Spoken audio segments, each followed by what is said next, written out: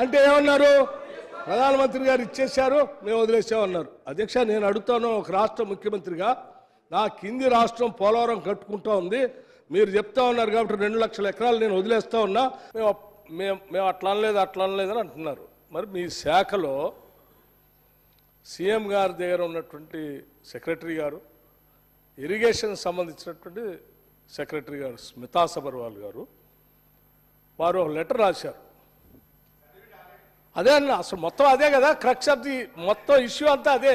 ఇంక మిగతా ఆ లెటర్ ఏంటి?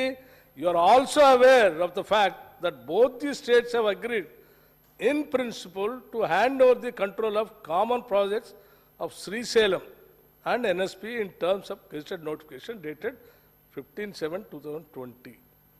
ఆ లెటర్ ఎప్పుడు రాశారు అధ్యక్ష? ఎప్పుడు రాశారు? First December 2023. ఆ రోజు ముఖ్యమంత్రి గారు వారు, వీరు మంత్రి గారు, వారు సెక్రటరీ గారు ఇరిగేషన్. ఇంకేముంది అసలు? మీరే లెటర్ రాసి ఇంత స్పష్టంగా ఇంకా మేము చేయలేదు అంటున్నారు. మీరు ఈ లెటర్ మీ సెక్రటరీ గారు రాసిందా కాదా చెప్పండి. స్మితా సబర్వాల్ గారు రాసిన లెటరా కాదా ఇది? అప్పుడు ఇరిగేషన్ సెక్రటరీగా ఉన్నారా లేరా? సీఎం గారు ఆఫీస్లో ఉన్నారా లేదా?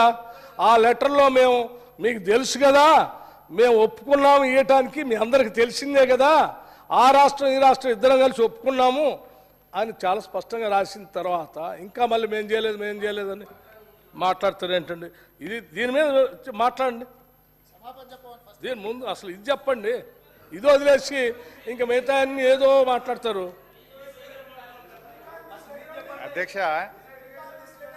అధ్యక్ష పాపం వీళ్ళ పరిస్థితి ఎట్లయిపోయిందంటే కుడిదల వడ్డెలక లెక్క అయిపోయింది. అయితే అధ్యక్ష చాలా తొందరపడకండి. అయితే ఇందులో స్మితా సబర్వాల్ గారు రాసిన లెటరు సరే మళ్ళీ వారు చదివిండ్రు. అయితే వాళ్ళు ఎక్కడి దాకా చదివిండ్రు? 15/7/2020 ఫుల్ స్టాప్ ఆడికి ఆగింది.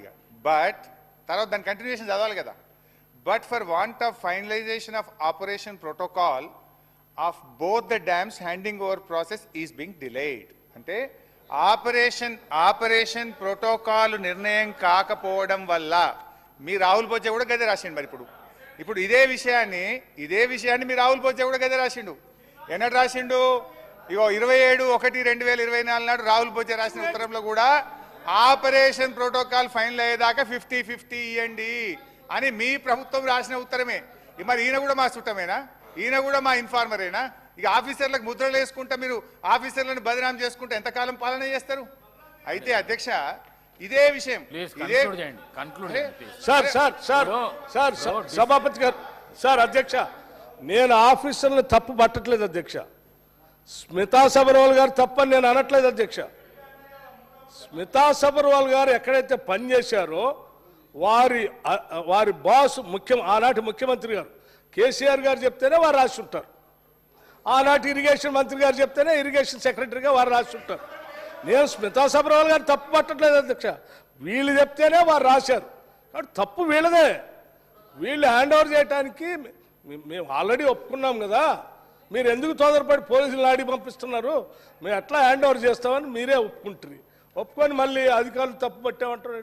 మేము తప్పు హరీష్ రావు గారు ప్లీజ్ సార్. మరి కన్క్లూడ్ చేయండి. అరే తాపకు ఒకసారి లేస్తే నేనేం చేయాలి సార్? అంటే క్లారిఫికేషన్ ఇవ్వాలన్నా వద్దా?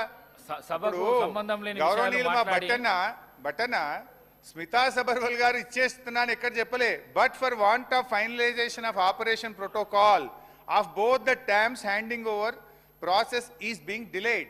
ఇదే విషయాన్ని రాహుల్ బొజ్జా గారు చెప్పారు. Let me read out Rahul Bojja. Speaker sir గౌరవ ముఖ్యమంత్రి హరీష్ రావు గారు ఎన్నిసార్లు చదివినా నేను ఒక్కటే మాట చెప్పదలుచుకున్నా. డిలేకి తేడా ఉంది. ఒకవేళ ఇంగ్లీష్ వీరికి రాకపోతే వెనకాల ఒక ఆయన ఇంగ్లీష్ షానొచ్చు అనేట ఆయన ఉన్నాడు, ఆయనను అడుగుండ్రి. సింపుల్గా దీంట్లో ఏంది? You are also aware of the fact that both the states have agreed in principle to hand over the control of common projects, i.e. Srisailam and NSP ante Nagarjuna Sagar project, in terms of gazette notification dated 15/7/2021. 15/7/2021 la ప్రాజెక్టులు ఏవేవి ఎట్లా hand over చేయాలనో కంప్లీట్గా gazette notify చేసింది అధ్యక్ష. 15/7/2021. తర్వాత ఏమన్నారు వారు?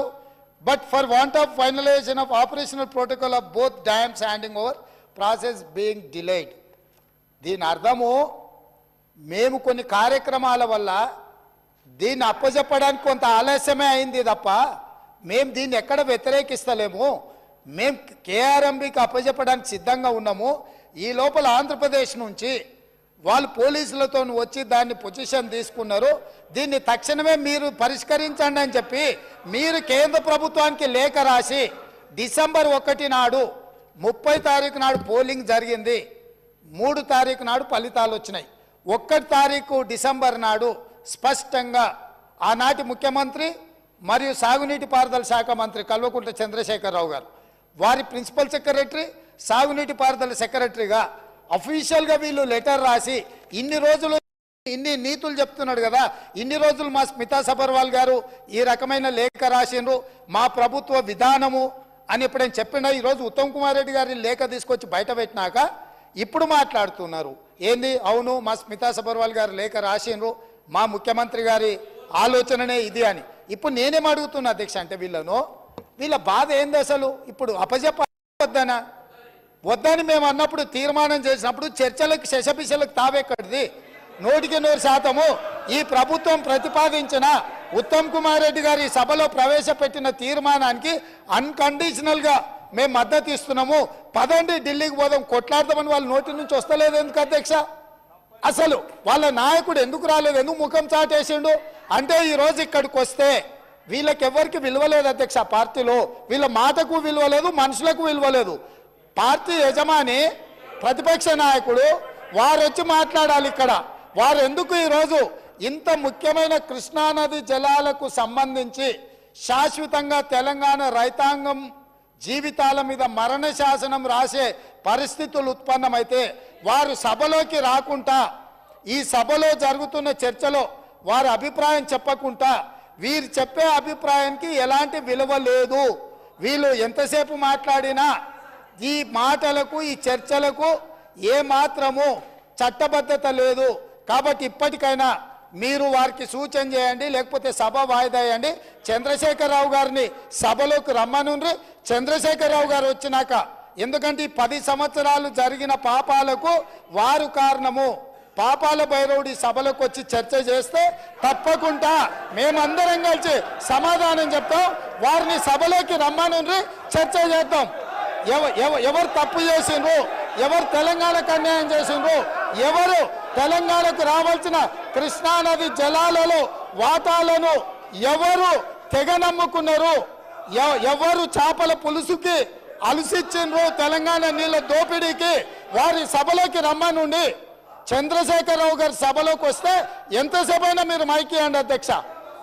వారికి వీరికి ఏ అధికారము, ఏ హక్కు, ఏ అవకాశం లేదు.